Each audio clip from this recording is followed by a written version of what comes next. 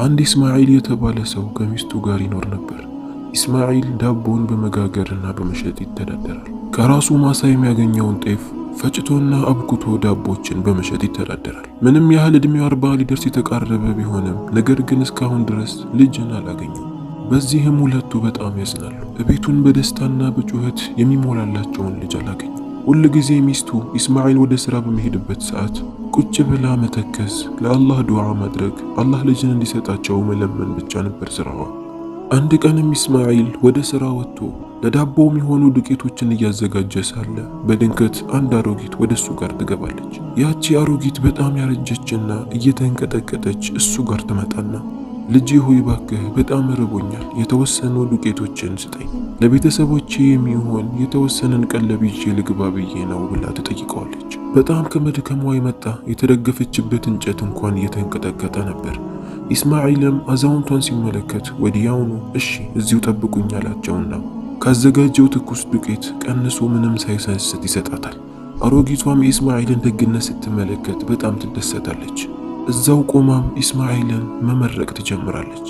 አላህ በዚህ ፋንታ የፈለግከውንና የተመኘከውን ነገር ይስጥህ እያለች ዱዓ አደረገችለት። ከዛም ዱቄቱን ይዛ ትወጣለች። ኢስማኤልም ያደረገው ነገር ትንሽ ቢሆንም ውስጡ ግን እርጋታ ይሰማው ጀመር። በሰራው ትንሽ ሥራ አሮጊቷ ያደረገችለት ዱዓ የተሳካ እየመሰለው መጣ። እውነታውም እንደዛው ነበር። ከተወሰኑ ቀናት በኋላ የኢስማኤል ሚስት ሆዷ እየገፋ ይመጣል፣ እርጉዝ ትሆናለች። በዚህም ኢስማኤልም እሷም በጣም ይደሰታሉ። ከብዙ ዓመታት በኋላ የአይናቸው ማረፊያ የሆነ ልጅን ሊያገኙ በመሆኑ በጣም ይደሰታሉ። ግንባራቸውን መሬት ደፍተው አላህን ማመስገን ጀመሩ። ኢስማኤልም ያዛውንቷ ነገር ትዝ ብሎት በዛ ዱዓ ሰበብ እንደሆነ ማሰበ። አሁን ኢስማኤል ከደስታው ብዛት ብዙውን ሰዓት ከሚስቱ ጋር ማሳለፍ ጀመረ። ከተወሰኑ ወራት በኋላ ሚስት ታምጥና ቤት ላይ ተሰምቶ የማይታወቀው ለመጀመሪያ ጊዜ የሕፃን ልጅ ለቅሶ ይሰማል። የተወለደችው ልጅ ሴት ነበረች። በጣም ውብ የነበረች ጨረቃ የምትመስልና የምታበራ ላያት ሁሉ የምታሳሳ ቆንጂዬ ልጅ ነበረች። የልጅቷንም ስም አህላም ብለው ይሰይሙታል። አህላም እያደገች ትመጣለች። ውበቷም ልክ እንደዛው እየጨመረ መጣ። በመንደሩ ሰዎች ሁሉ መነጋገሪያ ሆነዋል። እስካሁን ሳይወልዱ ቆይተው በስተመጨረሻ እድሜያቸው ወልደው የወለዱትም ልጅ ምን ያህል ቆንጂዬ እንደሆነች ይወራ ጀመር። ኢስማኤል በተገኘበት ቦታ ሰዎች ሲጠይቁት ያለምንም ማፈር ስለ ልጁ ውበትና ስላገኘው ሪዝቅ ይናገር ጀመር። አንድ ቀንም ሱቁ ቁጭ ብሎ ሳለ ያቺ አሮጊት ድንገት ወደሱ ጋር ትመጣለች። ኢስማኤልም አሮጊቷን እንደተመለከታት ነበር ያወቃት። ወዲያውኑ ተነስቶ አቀባበል አደረገላት። ከሱ ጋርም ብዙ ካወሩ በኋላ አዛውንቷ የመጣችው ተቸግራ ሳይሆን የሰማችው ነገር እንዳለ ልጅ መውለዱን አውቃ እንኳን ደስ አለህ ልትለው ነበር የመጣችው። ኢስማኤልም በደስታ አዎ ልጅ ነው ልጃለሁ፣ ምናልባት ያንቺ ዱዓ እኮ ሰበብ ሆኖን ሊሆን ይችላል፣ አላህ የተቀበለን፣ አላህ ኸይር ጀዛሽን ይክፈልሽ እያለ ያመሰግናት ጀመር። አዛውንቷን በጣም ደስ ይላል፣ አላህ በሰጠህ ነገር በአግባቡ ተጠቀም፣ በሱ ላይ በጣም ድንበርም እንዳታልፍ በጣምም እንዳትዘግጥ ብላ ትመክረውና ትወጣለች። ኢስማኤልም ያቺን አሮጊት ድጋሚ በማግኘቱ በጣም ደስተኛ ነበር። በሌላ በኩል ቆንጂየዋ አህላም ውሃን ቀድታ ስትመለስ ሁል ጊዜ በዛ አካባቢ የሚሰራው አንድ ምስኪን ደሃ የገበሬ ልጅ ነበር። ሁል ጊዜ እሷን ይመለከታታል። ሁል ጊዜ ጠዋት አህላም ውሃን ቀድታ ስትመለስ ያያታል። ነገር ግን እንደተመለከታት ነበር አይኑን ጎንበስ የሚያደርገው። እሷም ልክ እንደዛው እሱ ጋር በምትደርስ ሰዓት ፍጥነቷን ጨምራ አጎንብሳ ወዲያውኑ ታልፍ ነበር።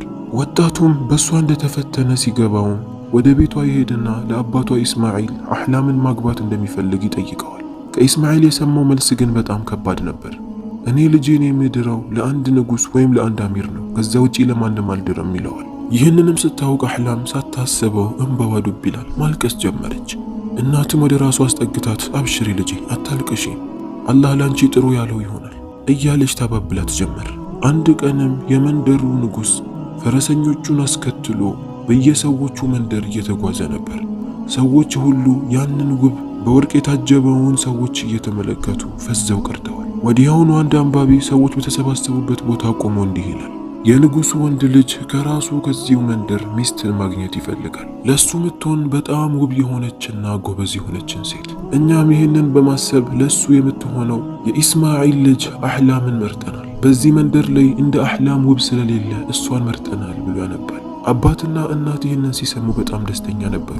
በተለይ አባቷ ኢስማዒል ከአሁን በኋላ ልጄ የንጉሥን ልጅ አግብታ የእኛንም ሕይወት የእሷንም ሕይወት ትቀይራለች ብሎ አስበው ነበር። ነገር ግን አህላም እኔ ያንን የንጉሥ ልጅ ማግባት አልፈልግም፣ የማላውቀውን ሰው አላገባም እያለች ማልቀስ ጀመረች። ኢስማዒል ግን ጭራሽ ሊሰማት አልቻለም። እኔ እኮ ይህንን ለብዙ ዓመታት ሳስበው ነበር። ምን አይነት የድህነትን ኑሮ እንደምንኖር ታውቂያለሽ። ስለዚህ አንቺ ያንን የንጉሥ ልጅ አግብተሽ ራስሽም የተሻለ ሕይወት ትኖሪያለሽ፣ የእኛንም ሕይወት ትቀይሪያለሽ። እኛም ዕድሜያችን ገፍቷል። ስለዚህ ልጄ እሺ በይኝ ይላታል። አህላምም አባቷን ማስጨነቅ አልፈለገችም። አንገቷን ብቻ እሺ በማለት አወዛወዘችለት። ነገር ግን ምንም ፈቃደኛ አልነበረችም። አባትም አብሽሪ፣ ምንም አትፍሪ፣ የሚፈጠር ነገር የለም ብሎ ያረጋጋት ጀመር። ከንጉሡ የተላከላትን የሚያምር ልብስ ለብሳ እናትና አባቷን ለመሰናበት ቆመች። አሁንም ቢሆን ግን ደስተኛ አልነበረችም። እንባዋ እየፈሰሰ ነበር። ከምትወደው እናትና አባቷ ጋር እንድትለይ መሆኑን ስታውቅ በጣም አዝናና ተከፍታ ነበር። ከእናቷ ጋርም ለረጅም ጊዜ ተቃቅፈው ማልቀስ ጀመሩ። እስካሁን ድረስ ለአንድ ቀን እንኳን ከእናቷ ተለይታ አታውቅም ነበር። በሌላ በኩል አማር የተባለው ሁል ጊዜ ይከታተላት የነበረው ያ ምስኪን ወጣት አሁንም ጉዳዩን መከታተሉን ቀጠለ። ከተማው ላይ አንድ ጥግ ላይ ቆሞ ይከታተል ጀመር። አህላም እንኳን በጋብቻው ፈቃደኛ እንዳልሆነችና እንዳዘነች አስተውሎ ነበር። አህላም በተዘጋጀላት ተንቀሳቃሽ ሰረገላ ላይም ገብታ መጓዝ ጀመረች። ውስጧ በጣም አዝኗል። ለአባቷ ብላ እንጂ ጋብቻውን ምንም አልፈለገችውም ነበር። ወደ ቤተ መንግስቱም ደረሰች። ያየችው ነገር በጣም አስገረማት። በሩን ለመክፈት እንኳን ከ6 በላይ ሰራተኞች ነበሩ። ሁሉም አህላም በመምጣቷ ጎንበስ ብለው ሰላምታ ያቀርቡላት ጀመር። የቤተ መንግስቱ ውበት በምን አይነት መልኩ እንደተሸበረቀ ስትመለከት ፈዛ ቀረች። ከዚህ በፊት እንደዚህ አይነት ነገር አይታ አታውቅም ነበር። የንጉሱንም ሚስት አገኘቻት። ፈገግ ብላም የወደፊቱ የልጄ ሚስት ማለት አንቺ ነሽ፣ ነገር ግን እሱን ከማግባትሽ በፊት የተወሰነ የምንጫወተው ጫወታ አለ። በሱ ጫወታ ላይ ጎበዝ ከሆንሽ ነው የልጄ ሚስት መሆን የምትችይው ትላታለች። አስከትላም እንዲህ አለቻት፣ ዛሬ ምሽት እስከሚነጋ ድረስ በቤተ መንግስት ውስጥ የፈለግሽው ቦታ ትደበቂያለሽ። ቤተ መንግስት ውስጥም ያሉ የተወሰኑ ሰራተኞች አንቺን ፍለጋ ይበተናሉ። አንቺን ሳያገኙሽ ፀሐይ ከወጣች የልጄ የወደፊት ሚስት ትሆኛለሽ ትላታለች። አህላም ጉዳዩ በጣም ቢያስገርማትም ነገር ግን ዝም ብላ ፈገግ አለችላት። ስትመጣ ይሄ ነገር ስላልተነገራት በጣም ግራ ትጋባለች። ከዛም አንድ ሰራተኛ ትመጣና አህላምን ይዛ ወደ አንድ ክፍል ታስገባታለች። ለአሁን ረፍት አድርጊ፣ ጨዋታው የሚጀምረው ማታ ላይ ነው። ከዛም አንድ ነጭ ልብስን ይዛላት መጣች። ልብሱ ላይ የማይገባ የተጻፉ ጽሑፎች አሉት። ሰራተኛዋም አህላም ያንን ልብስ እንድትለብስ አደረገቻት። አህላምም ግራ በመጋባት ልብሱ ላይ ያለው ጽሑፍ ምንድነው? በጣም ግራ ያጋባል ትላታለች። ሰራተኛዋም የምታውቀው ሚስጥር ነበርና አውቃ ፈገግ አለችና ይሄ ምንም ነገር አይደለም፣ ከዚህ በፊት የነበሩት ንጉሶች ይለብሱት የነበረ የክብር ልብስ ነው። አንቺም የንጉሱን ልጅ ስለምታገቢ አንቺ ተመርጠሽ የምትለብሽው ይህንን ነው አለቻት። አህላም እየተፈጠረ ያለው ነገር በጣም ግራ ቢገባትም ነገር ግን ዝም ብላ ለማሳለፍ ወሰነች። በሌላ በኩል የንጉሱ ሚስት ከአንድ ጠንቋይ ጋር በጨለማ ክፍል ውስጥ እያወራች ነው። ነገራቶች እንዴት እየሄዱልሽ ነው ብላ ጠንቋዩን ትጠይቃታለች። ጠንቋዩም ንግሥት ሆይ ሁሉም ነገር በጥሩ እየሄደ ነው። የለበሰችው ነጭ ልብስ ላይ የተጻፈው ጽሑፍ የሚረዳን የሆነ ጽሑፍ ነው። ልክ እሷን አንድ ሰራተኛ ይዞ ሲገድላት ወዲያውኑ የእሷ ውበትና ወጣትነት ወደ አንቺ ይመጣል፣ እሷ ደግሞ ትሞታለች ትላታለች። ንግሥቲቷን በደስታ ጭንቅላቷን ነቅነቅ አደረገችና መጀመሪያ እሷን ለሚይዝልኝ ሰራተኛ ትልቅ ድርሻን የምሰጠው አለች። ከዛም ጫወታው እንዲጀመር ምልክትን ሰጠች። ጫወታውም እንዲጀመር ከበሮ መመታት ጀመረ። ጫወታውም እንደተጀመረ ያወቀችው አህላም እየሮጠች መደበቂያ ክፍልን መፈለግ ጀመረች። እሷ ይህ ሁሉ ነገር እንደተዘጋጀላት አላወቀችም። ከዚህ በፊት ያሉ ንጉሶች ያደርጉታል ብላ ስላሰበች እየሳቀችና ደስ እያላት መደበቂያ ክፍልን እየተዘዋወረች መፈለግ ጀመረች። ማንም አያገኘኝም ብላ ወዳሰበችው ወደ አንድ ክፍልም ትገባለች። የገባችበት ክፍል ማንም ያልነበረበት የድሮ ጥንታዊ ቁሶች የነበሩበት ክፍል ነበር። ወደዛም ገብታ ከአንድ መጋረጃ ስር ተደብቃ መመልከት ጀመረች። እጆቿን ልቧ ላይና አፏ ላይ በማድረግ ሳቆቿን ለመደበቅ መታገል ጀመረች። ነገር ግን ወዲያውኑ አንድ ሰው ወደ እሷ ጋር ሲገባ ትመለከታለች። ቤተ መንግስት ውስጥ የሚገኝ አንድ ሰራተኛ ነበር።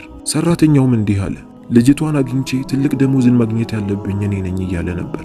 ይህንን ስትሰማ አህላም በጣም ደነገጠች። ጫወታ ብቻ አላሉኝም እንዴ?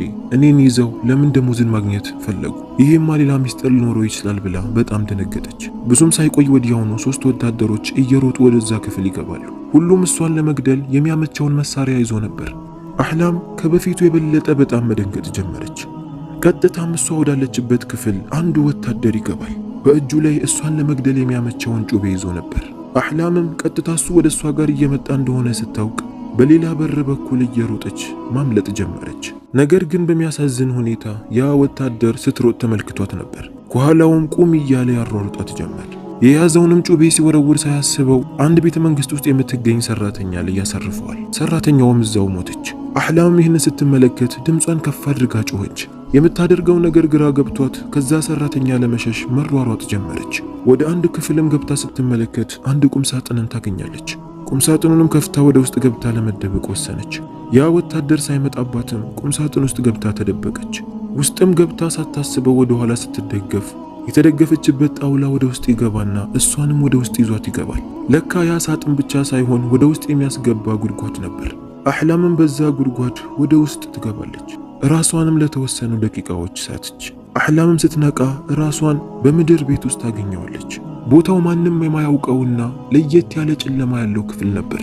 አህላምም በጣም ደንግጣ ዞር ብላ ስትመለከት ያላሰበችው ነገር ገጠማት። ያ ሁል ጊዜ ይከታተላት የነበረው አማር በዛ ክፍል ውስጥ በሰንሰለት ታስሮ ነበር።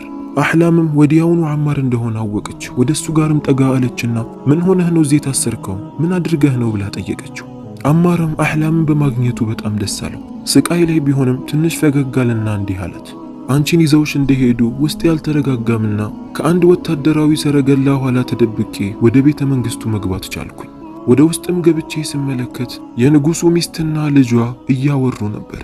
የሚያወሩት ነገር በጣም ከበደኝ። ልጁም እንዲህ አለ፣ እናቴ እኔን ለመዳር አንድ ድሃ ሴት አመጣሽ አሉ። እናቱም በደንብ ከሳቀች በኋላ እኔ ሞኝ ነኝ እንዴ ልጄን ለማንም ድሃ የምድረው? እኔ ያቺን ድሃ ያመጣሁት ልጠቀምባት ነው። እንደምታውቀው እድሜ አርጅቷል። ነገር ግን እኔ ወደ ወጣትነትና ጥሩ መልክ ያላት ውብ ሴት መሆን እፈልጋለሁ።